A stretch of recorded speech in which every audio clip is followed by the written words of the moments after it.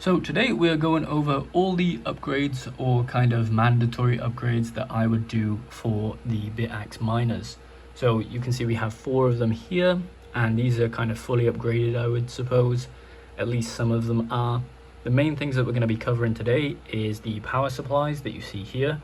So these are 100 watt power supplies at 5 volts. The cables that you're using for the power supplies, the heat sinks, so the heat sinks that are actually on the chip, and then these copper heat sinks here, and then the fan upgrade as well.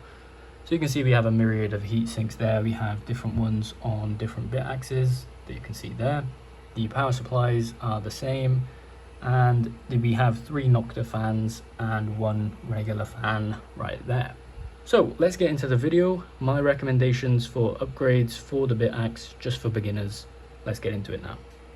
So the first thing that I kind of recommend as an upgrade for the Bitaxe is the power supply. So normally with the regular power supplies that you get that just plug into a plug, so it's a plug into the wall and then cable to the Bitaxe, that kind of gives you maybe 20 to 30 watts. And if you want to push overclocks higher, you kind of need a bigger power supply. So the kind of go-to in terms of power supply are Meanwell power supplies. There are a bunch of other ones, but as you've seen on the rig before this, you can see we have 2 Meanwell power supplies, and they are supplying 4 Bitaxes overall. You can get bigger ones. For example, this is a bigger version of what we saw in the video at the start, and I believe that this is the version that we're currently using. The thing with power supplies is you have to have them at 5 volts because that's what the system runs on. If you have a Nerd QX, which we also saw, that runs on 12 volt system. So you're going to need a 12 volt power supply to run Nerd QX, Bitaxe Hex, and probably the Gamma Turbo, which is coming in the future. I think we'll see in a migration over to 12 volt for a lot of the systems. 5 volt is just for the Bitaxes currently, but I think in time they will all become 12 volt at some point. So as I said, the Meanwell, it doesn't really matter which one you want to pick as long as it's 5 volts. I would get something that's over 50 watts. So the one that I've linked in the description, I believe, is 100 watts. And that is a LSR 105. So that's 100 watts at 5 volts. But there are a myriad of other ones that you can get. You can get 350. You can get just a smaller one, which is 50. You can get even 1,000 if you really want to spend the money. I believe they go for around $40 for the 100 watt versions. So these allow you to add more Bitaxes if you want to get more Bitaxes, but it also allows you to overclock more on the Bitaxe. Because the regular power supplies, they don't really come that high in terms of the wattage, maybe around 30 watts. If you wanted to push a Gamma for overclocks, you're looking at around 35 to 40 watts at the high end. So it's always good to upgrade the power supply, and with the ones that I've shown you, you can fit 2 more Bitaxes. So overall you can have 2 Bitaxes. If you really wanted to, you could also have 3, but you'd only be splitting it at 33 watts per Bitaxe, so I wouldn't recommend that necessarily. I would just stick to 2. So the main things is 5 volts. You need it to be 5 volts for the Bitaxes at least. For the other kind of miners that are out there, they're normally 12 volt. So you can start investing in 12 volt if you are going to buy more in the future. But currently they're on a 5 volt system like you see here. It also matters about the cable management, which we've shown as well. So the wire gauge or the AWG that is rated on the actual cable will show you how well it can carry the actual power across the wire or the voltage across the wire. And that's very important because if you get a higher gauge, that means that it's not going to be as efficient. So normally with the power supplies that you get, their gauges are normally 24 AWG, but the ones that we're using right there are 18 AWG. So I believe anything under 20 is okay for the Bitaxes, but it puts more strain on your power supply if you have a higher gauge rating on your wire, and you'll need to supply slightly more volts to actually get it down to the 5 volts that it's stuck at. For example, we're just opening this now. This is a Gamma dashboard, and you can see the input voltage is 5.1 volts. So the reason that it's 5.1 currently is because we have the power supply tuned to around 5.2-ish volts. So that allows us to start overclocking, and as we overclock and you need more power supply, this voltage or input voltage will come down as you start overclocking, because it needs more voltage to be supplied to actually carry the overclocks in terms of the power. So that's another thing about the power supply. It lets you vary the voltage by twisting one of the screws. So you can put it to 5.3 if you're really going for heavy overclocks. And by the time you hit your maximum overclock, it will only be supplying 5 volts. So it levels out. So that's kind of what is important in terms of power supplies. So you want to get something that's 5 volt, and you want the cable AWG. I would stick to anything that is under 20 AWG. And then moving on to the heat sinks. So heat sinks, when it comes to Bitaxes, there is a load of them out there. As you can see, or you saw at the start of the video, we have a myriad of heat sinks on different Bitaxes. So we have an Ice Tower, a Copperzilla, the black heat sinks from Solo Mining Co., and just the regular heat sinks that they normally come with. And they're all great products, don't get me wrong, but I think the kind of overall best one that I would personally buy is the Copperzilla one. So there is better ones that you see here, like the Argon Thermal or the Otis or the 52 Pi low profile. These are technically better. They look like this. You need a lot of 3D printed parts for them. The reason that I say the Copperzilla is probably the best is because you don't need any more parts or 3D printed parts if you are looking into getting one. So normally you would buy it from a secondary supplier that gives you the 3D parts as well along with it. But with the Copperzilla, you don't need to 3D print anything. You just can set it up as it goes. The only problem with the Copperzilla that we are kind of finding out is that it's discontinued. So you can't actually buy it anymore from the original producers of the heatsink. So they're in very limited supply. If you want to get one, now would probably be the best time, because there's not going to be any more made of them in the future. So these are another example. We had the Ice Tower that was there. This is kind of the same thing as the Ice Tower, but with copper there and copper on the bottom as well.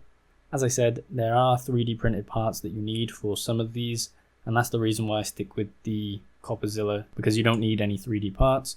Also, with this low profile, I believe that this is actually technically the best one, but you also need a different fan size. So this is 60 millimeters by 10, I believe. So you need a different fan to actually run this as well. And with the Copperzilla, you can just use your normal fan that came off of your original Bitaxe. So speaking of fans here, everyone kind of in the community has elected to go for Nocta fans, which you saw on a bunch of the Bitaxes at the start. I wouldn't necessarily say that Nocta is better in terms of the airflow or anything like that, or in terms of temperatures. After doing some testing, I don't really see the difference too much, but the main thing that people are using it for is the fact that it is very silent. So the normal original fans are very loud when it comes to overclocking. At 100% speed, it's very loud, but with Nocta fans, they are super silent compared to the original fans. When it comes to buying fans and the Nocta ones, you can elect to go for the 10mm ones, but the normal ones that you get are 20mm, and they are 40 by 20 basically. And that means that 40 in the height and then 20 by the width. Other things that you got to look out for, it needs to be 5 volts. So you can see Nocta make a range of these 40 by 20s, but the ones that you really should go for is these 40 by 20 5 volt PWM. PWM is important because that gives you 4 pins and allows you to actually have the variable speed on the fan. The way that the Bitaxe works is that it sends a signal, basically keep the chip at this temperature, and then the fan will blow at a certain RPM to keep the chip at that temperature. The only way that you can do that is with PWM control on it. Now, as I said, this is the main one that you want to get, but you can also elect to get the 10mm one as well. I would say that the 20mm one is better, but some people have said that they had better results with 10mm on the Copperzilla, so maybe we'll test that out in the future. But for now, I would just stick to this one. You have to be very specific with them as well. As I said, everything is linked in the description for that, but it's 5 volt PWM A4 times 20. So it's 40mm by 20mm, and that's the regular kind of fans that you see. So that would be the third upgrade. So power supply, and then the heatsink, and then the fans. I don't think the fans matter too much. The power supply and the heatsink are going to do most of the work. And then for this last kind of suggestion that I have, we have the kind of copper heat sinks or small copper heat sinks that you can buy. Now, a lot of them are selling out currently just because of the Bitaxe movement, and also they're mainly used for Raspberry Pis. As you can see here, you have a bunch of different ones that you can buy, smaller ones that attach on, and obviously bigger ones that clip on like this. The main ones that you'd be looking for are these kind of things, the adhesive ones that go on like this. I think this is what we have currently. I'll also leave that linked in the description. But what these are going to do is focus on the voltage regulator. So when it comes to actually preserving the life, I know that the copper heat sinks, there is optimal placement for them. We don't necessarily have it just because we've put them in different places. You don't need it on the ESP. The main placement that you're looking for, if you can see in this image, it's a bit blurry, but right here is where you want it. So just under the Bitaxe, or just on top of the Bitaxe logo right there, and going kind of upwards, because that's where the voltage regulators sit. So the main reason for these copper heat sinks that you see here is to cool down the voltage regulator. They're probably going to give you about 5 degrees of leeway, so you can minus the voltage regulator temperature by around 5 degrees. Overclocking is obviously going to increase the voltage regulator temperature. As you can see here, we have our ASIC temperature at 49 degrees, if you see there, and our voltage regulator at 55. So the voltage regulator is always going to be hotter than the chip for the most part, and if you can cool that down quicker, then you can overclock a little bit more. As I said, optimal placement is right here. There have been tests that I've done in the past on placing it directly where the chip is, facing the back. That doesn't really make a difference for the chip temperature either. You also want to place it on top of the voltage regulator. So you can see here, here's an example of it as well. So you'll get this. This is maybe the one that I linked in the description as well, so perfect to kind of see. And this right here is the voltage regulator. So you want to put it one on there, and then maybe one on these little chips that are by there, and then maybe one by there as well. As I said, putting one on the back right by the chip doesn't actually make a difference. You can see an example of this right here. A lot of people doing different methods, but that's kind of what ours looks like on the back as well. And then there's another example here where you've got it right above the Bitaxe logo, and that is going to cool down the voltage regulator to allow overclocks. You can even see that some of our videos are actually recommended here. So putting it there doesn't actually make a difference, so you can skip that video. So you'll see a lot of people talking about these and the optimal placement. As I said, it doesn't really matter as long as you cover the voltage regulator in front and behind. Anywhere else doesn't necessarily do much for the temperatures of the Bitaxe. So those are the 4 main things that I would suggest for the Bitaxes to kind of upgrade them. The Copperzilla is obviously the best heatsink. So here is also an example of the Copperzilla if you've never seen it, but you might have seen it in the start of the video.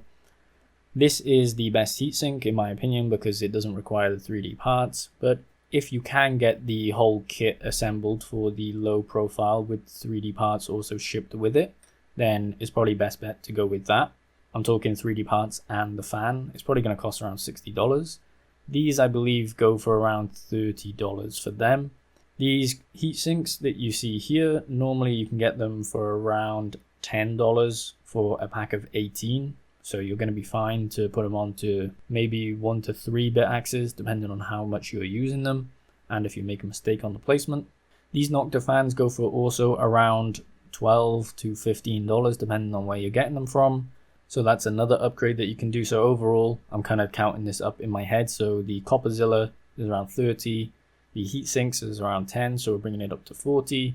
And then this fan is, let's just say $15, so we're bringing it up to $55 overall. And then the power supply that we were talking about, normally these will go for around $20 to $30 as well, which is kind of bringing the total up to around $70 to $85 overall for the whole upgrade process.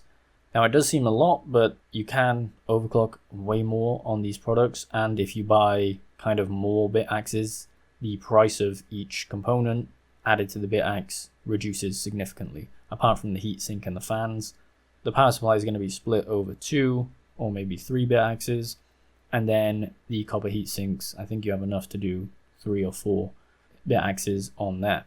So you can also mix and match these. If you don't want to get a power supply, you can also just elect to go for a better heatsink like the Copperzilla, or you can just elect to get a more silent fan if you're worried about the noise of a Bitaxe as well. So you can kind of mix and match them if you don't want to spend the most amount of money. The main money spend is obviously going to be the heatsink and the power supply. So if you don't want to get them, then that's fine. I think even with a newer fan like the Nocta fan and the copper heat sinks like these, you'll be fine to overclock it to a certain extent, even with the power supply that you're currently using, if it's not a Meanwell power supply. So as I said, these are all linked in the description below. If you guys have any questions or kind of opinions on the upgrades, please let me know in the comments below. Make sure you like the video and subscribe for more content like this.